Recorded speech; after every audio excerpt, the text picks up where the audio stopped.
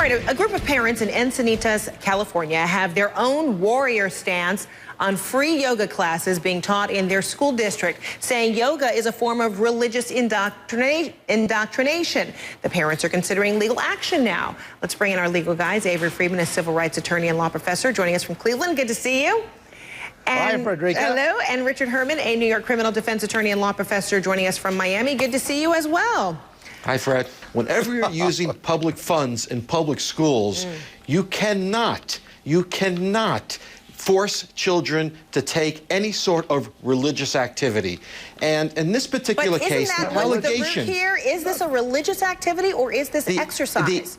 The allegation here is that in the course of the exercising, what they are teaching is Eastern mysticism and Hinduism. The poses are out of respect to Hindu deities, and they claim that they're indoctrinating the students with this type of education.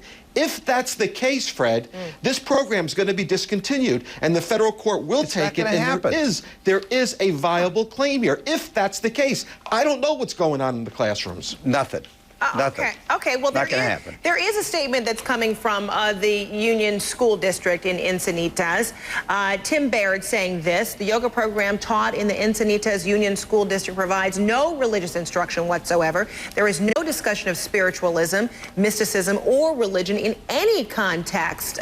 Richard, it's as if he was listening to you. So even if they don't say, you know, namaste, or they're not using some of the trigger words that really are talking about the poses, at least that's the interpretation of a lot of yogis, that it's, you know, that it's communicating what the poses are, not necessarily, you know, the Hindu religion. Are you saying on those grounds it would be okay then?